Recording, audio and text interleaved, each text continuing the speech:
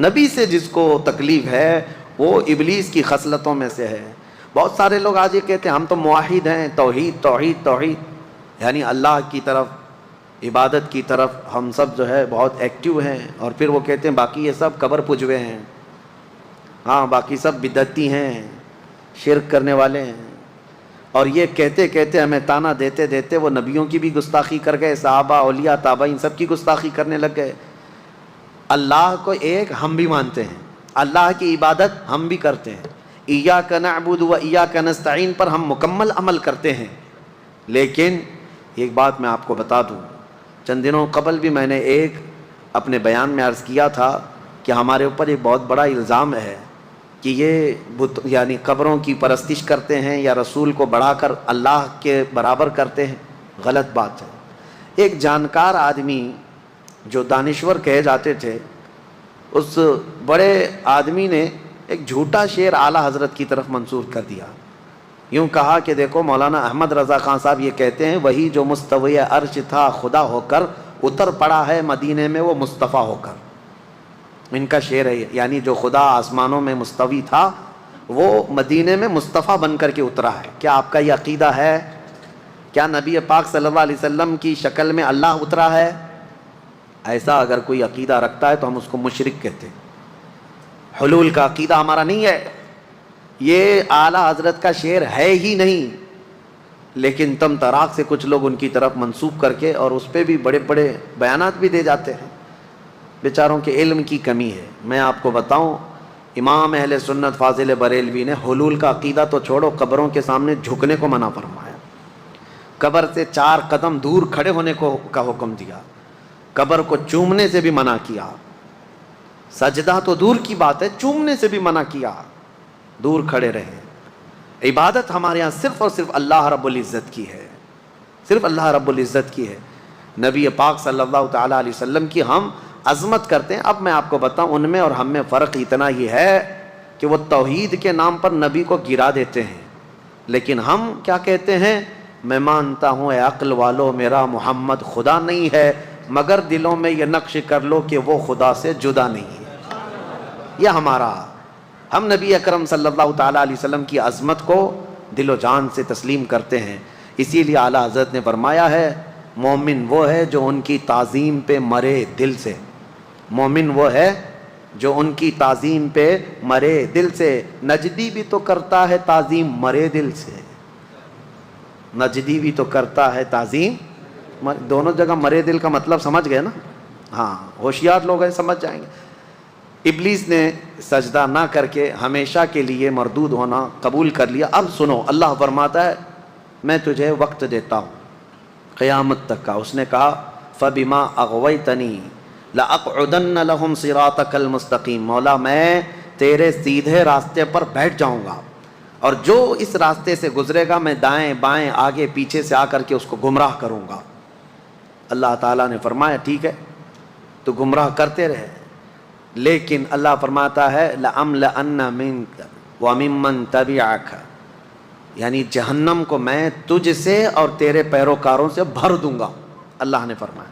اب یاد رکھو میرے عزیزو، جو ابلیس کے پیچھے چلا اللہ اس سے دوزخ کو بھر دے گا۔ اب اس نے سٹارٹنگ کہاں سے کیا، شروعات کہاں سے کی؟ آدم علیہ السلام کو پیدا کرنے کے بعد اللہ نے آدم علیہ السلام کو جنت میں رکھا۔ جنت میں، ہمارا اصلی گھر کہاں ہے؟ ہمارے باپ کا گھر جنت ہے، اصلی گھر وہی ہوتا ہے نا، باپ کا گھر۔ آدم علیہ السلام جنت میں تھے، لیکن ایک بے قراری تھی، اکیلے تھے، انسان اکیلا نہیں رہ سکتا، تو اللہ تعالیٰ نے ان کی بائیں پسلی سے ایک عورت پیدا کیا جو ہماری ماں ہے، حضرت حوا۔ آدم علیہ السلام جب انہیں دیکھتے ہیں حوا کو، جنت میں پیدا ہوئی عورت، عورت کہاں پیدا ہوئی ہے؟ جنت میں پیدا ہوئی ہے۔ جنت کی نعمتیں جتنی حسین ہیں اسی لیے دنیا میں اسے حسن دیا گیا ہے۔ آدم علیہ السلام اس کی طرف بڑھنے لگے تو رب تعالیٰ نے فرمایا تمہارے لیے ابھی حلال نہیں، اس کا مہر دو۔ تو مہر دینا جنتی قانون ہے، یہ جنتی قانون۔ آدم علیہ السلام نے پوچھا مولا یہاں کیا مہر دوں؟ رب تعالیٰ نے فرمایا تمہاری اولاد میں اخیر زمانے میں میرا ایک محبوب نبی پیدا ہوگا، محمد صلی اللہ علیہ وسلم، زمین میں آسمانوں میں احمد، ان پر 20 بار درود بھیجو تمہارا مہر ادا ہو جائے۔ آدم علیہ السلام کا مہر کیا تھا؟ درود مصطفیٰ، حضور اکرم صلی اللہ علیہ وسلم پر درود بھیجا۔ اب حضرت حوا اور آدم علیہ السلام ساتھ ساتھ رہ رہے تھے، اچھے خاصے رہ رہے تھے، لیکن ایک آرڈر تھا ان کو دونوں کو، لا تقربا هذه الشجرہ، ایک درخت کی طرف اللہ نے حکم فرمایا تھا اس کے قریب مت جانا۔ وہ درخت جنت میں ہے لیکن اللہ کی حکمت منع کیا گیا تھا، قریب مت جانا اس درخت کے، اگر جاؤ گے تو پھر غلط ہو جائے گا، غلط ہو جائے گا، تو وہ نہیں جاتے تھے۔ اب شیطان کا جو مقابلہ شروع ہوا انسان کو گمراہ کرنے کا، تو وہیں سے شروع ہوا۔ ابلیس جو ہے آسمانوں پر جاتا تھا اس وقت، اور فرشتوں کے بیچ اس کا آنا جانا سب لگا تھا، تو وہ جنت کے دروازے تک گیا اور دونوں کو بلا کر کے بات چیت کرنے لگا، ان کی تعریف کیا، کیا نعمتیں ہیں آپ کی، بہت خوبصورت زندگی ہے، لیکن مجھے اندیشہ ہے، ڈر ہے کہ آپ کو اللہ نکال نہ دے جنت سے۔ تو گھبرا گئے، کہا کیوں نکالے گا اللہ تعالیٰ؟ کہا اس لیے کہ وہ درخت جو ہے اسی کے اندر حکمت ہے، وہ جو کھا لے گا اس کا پھل وہ ہمیشہ جنت میں رہے گا، نہیں کھائیں گے تو نکلنا پڑ سکتا ہے۔ اس نے ایسی پٹی پڑھائی، یعنی جس کو کہتے ہیں گمراہ کرنے کے طریقوں کے ساتھ۔ آدم علیہ السلام کے پاس اس نے اس طرح کہا، آدم علیہ السلام پھر بھی منع کرتے رہے، نہیں میرے رب کا حکم ہے میں نہیں کھاؤں گا۔ لیکن بی بی حوا نے کہا آپ نہیں کھائیں گے، میں توڑ کے لاتی ہوں، میں توڑ کے لاتی ہوں، پھل کھا لیں گے دونوں۔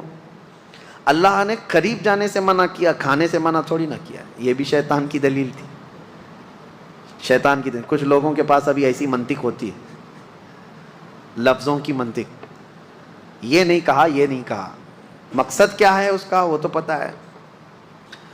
تو حضرت حوا نے کہا میں توڑ کر کے لاتی ہوں، وہ توڑ کر کے لے بھی آئی۔ وہ کس چیز کا پھل تھا واللہ عالم، درخت سے پھل لے کر کے آئی، آدم علیہ السلام نے آدھا کھا لیا، وہ بھی آدھا کھا لی، جیسے ہی کھائے ان کے کپڑے اتر گئے، جنت میں ہی سے لباس اتر گیا پورا۔ وہ گھبرائے بہت زیادہ، شیطان اپنا کام کر چکا تھا، وہ چلا گیا۔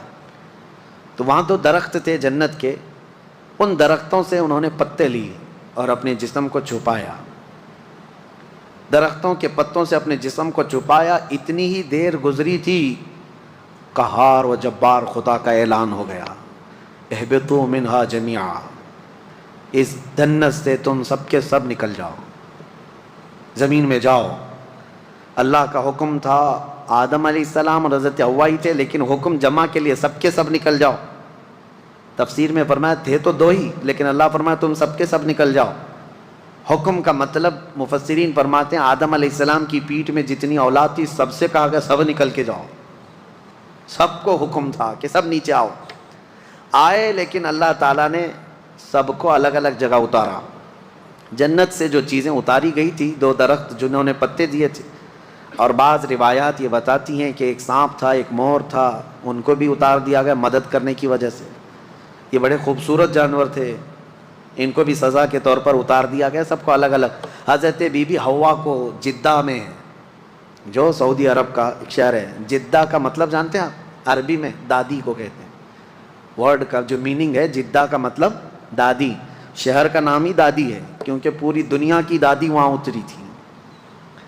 اور حضرت آدم علیہ السلام کو ہندوستان میں اتارا گیا، سب کو الگ الگ، ایک درخت کو ادھر ایک درخت کو ادھر، اور آپس میں سب کے دشمنیاں بھی ڈال دی گئیں۔ ابلیس کو بھی بھیج دیا گیا، اب اس کے بعد اس کو وہاں جانے پر پابندی لگا دی گئی، اب تو جنت کے قریب بھی نہیں آئے گا، فرشتوں کے بیچ میں بھی نہیں آئے گا۔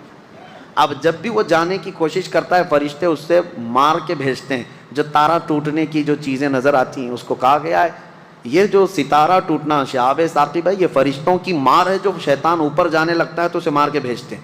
کیوں جاتا ہے وہ بھی میں بتاؤں، وہ اپنے مریدوں کو کچھ خبریں لے کر آنے کے لیے جاتا ہے۔ اس کے جو بابا لوگ ہیں، جوتش لوگ ہیں، چٹی والے بھی ہیں، وہ ابلیس جاتا ہے سن کر کے آتا ہے۔ فرشتوں کے درمیان بات چیت جو ہو رہی ہوتی ہے نا، اللہ کے احکام بندوں میں ابھی کیا کیا ہونے والا ہے، تو یہ جا کے چوری کرنے جاتا ہے، تو فرشتے وہاں سے مار کے بھیجتے ہیں، پھر بھی آدھا سن لیتا ہے اور آدھا اپنی طرف سے ملا کر کے جوتشوں کو بتاتا ہے، نجومیوں کو بتاتا ہے۔ اور جو سفلی لوگ ہیں، سفلی عمل کرتے ہیں، جو ابلیس کو راضی کرتے ہیں، سفلی سلفی نہیں، سلفی ایک الگ چیز ہے، سیلفی بھی نہیں، سیلفی ایک موبائل کی چیز ہے، اور سلفی ایک جماعت ہے۔ اہل حدیث حضرات اپنے آپ کو سلفی کہتے ہیں، میں سفلی بول رہا ہوں، ہاں سب میں تھوڑا تھوڑا سا فرق ہے۔ تو سفلی جو شیطان کو راضی کرنے کے لیے گندی گندی چیزیں کرتے ہیں، ان کو لا کر کے خبریں دیتا ہے۔ تو ابلیس کا جانا آنا اس وقت سے بند کر دیا گیا تھا۔ اب آدم علیہ السلام اور حضرت حوا کی ملاقات نہیں ہوئی، کتنے سال تک؟ 350 سال تک آدم علیہ السلام روتے رہے روتے رہے۔ سب سے زیادہ دنیا میں رونے والوں میں آدم علیہ السلام کا نام آتا ہے، سب سے زیادہ رونے والوں میں انبیاء میں حضرت آدم علیہ السلام، حضرت داؤد علیہ السلام، لیکن وہ اللہ کی یاد میں اور اپنی توبہ کے لیے روتے رہے۔ لیکن سارے نبیوں میں میرے مصطفیٰ کا رونا اور تھا، وہ کس لیے؟ وہ صرف اپنی غریب امت کے لیے۔ اللہ کیا جہنم اب بھی نہ سرد ہوگا، رو رو کے مصطفیٰ نے دریا بہا دیے۔ میرے آقا نے بھی رویا لیکن اپنی امت کے لیے۔ اب 350 سال کے بعد، اب میں اپنی بات سمیٹ رہا ہوں، 350 سال کے بعد آدم علیہ السلام کو ایک بات یاد آئی کہ جب ان کی روح ڈالی گئی تھی جسم میں، تو آنکھیں جیسے کھلی، آسمان کے ہر دروازے پر، جنت کی ہر دیوار پر انہوں نے ایک نام دیکھا تھا، لا الہ الا اللہ۔ حضور صلی اللہ علیہ وسلم کا نام وہاں پر احمد ہے، حضور کا نام اللہ کے نام کے ساتھ ہر جگہ انہوں نے دیکھا تھا۔ آدم علیہ السلام نے 350 سال کے بعد یوں عرض کیا، اے مولا، جو نام تجھے سب سے زیادہ پسند ہے، جس نام کو تو نے اپنے نام کے ساتھ رکھا ہے، اس کے وسیلے سے عرض کرتا ہوں میری توبہ قبول فرما۔ قرآن میں بھی رب تعالیٰ فرماتا ہے، فوراً اللہ نے جبرائیل امین کو بھیجا، ہے صفی اللہ کو حاجت رسول اللہ کی۔ وہ جہنم میں گیا جو ان سے مستغنی ہوا، میرے آقا سے جو دور ہوا، اعلیٰ حضرت فرماتے ہیں دوزخ میں جائے گا، ہے خلیل اللہ کو حاجت رسول اللہ کی۔ حضور اکرم صلی اللہ علیہ وسلم کے وسیلے سے توبہ قبول ہوئی، جبرائیل امین علیہ السلام آئے، بشارت دی کہ اللہ تعالیٰ نے آپ کی توبہ قبول فرمائی، اب آپ کو حکم دیا جاتا ہے۔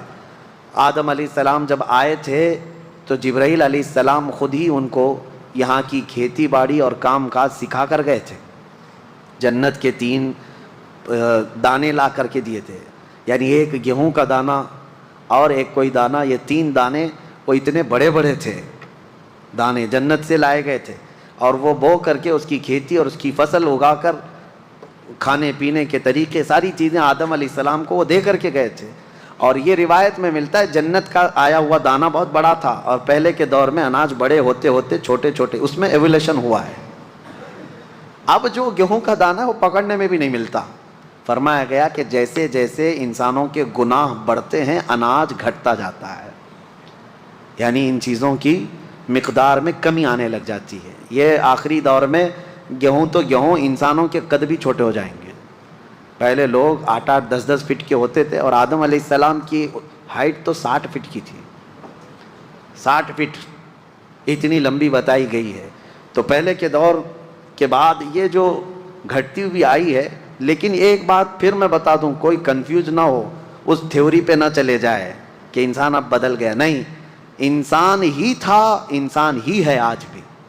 پہلے یہ اور بات ہے کہ ہائٹ بڑی تھی، جسم بڑا تھا، لیکن زمانے کے مرور ایام کے ساتھ ساتھ انسانوں کی ہائٹ کم ہوتی رہی، اور میرے آقا نے فرمایا قیامت کے قریب یہ لوگوں کے قد بھی کم ہوتے چلے جائیں گے۔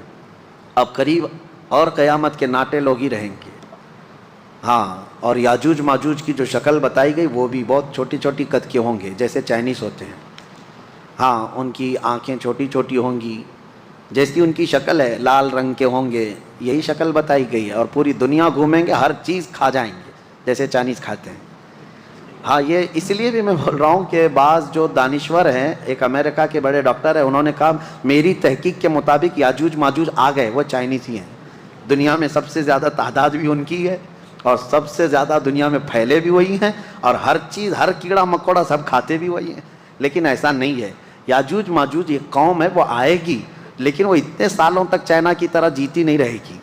ہاں، وہ فساد مچائیں گے، لیکن چند دنوں کے بعد اللہ تعالیٰ ان کی گردن میں ایک کیڑا پیدا کرے گا، کوئی وائرس ہوگا اس زمانے کا، کوئی کورونا آئے گا، اور اس سے وہ ایک ساتھ پورے کے پورے ہلاک ہو جائیں گے۔ اور جو ڈاکٹر صاحب امریکہ کے جو میں کہہ رہا ہوں وہ بڑے دانشور ہیں، مسلم اسکالر ہیں، ان کی تھیوری کے حساب سے انہوں نے جو کہا یاجوج ماجوج یہ چائنیز ہی ہیں، اس اعتبار سے شاید کورونا بھی چائنا میں آیا، ان کے اور یقین ہو گیا ہوگا، ان کو اور یقین ہو گیا ہوگا کہ حدیث میں جو کہا گیا اچھا یہ جو وائرس آیا یہ گردن میں ہی زیادہ پکڑتا تھا، ان کو اور زیادہ یقین ہو گیا ہوگا، لیکن یقین ان کو اس وقت فیل ہو جانا چاہیے کہ یہ چائنیز مرے زیادہ نہیں ہے، لیکن یاجوج ماجوج پوری کی پوری قوم ختم ہو جائے گی۔ بہرحال بات ادھر ادھر نہ جائے، قد جو ہے کم ہوتا چلا جائے گا قیامت کے قریب۔ آدم علیہ الصلوۃ والتسلیم کی خلقت کا یہ پورا واقعہ آج سورۃ الاعراف میں ہم نے ملاحظہ کیا ہے۔ اللہ کریم ہم سب کو قرآن عظیم کی ہر آیت پر عمل کی توفیق عطا فرمائے۔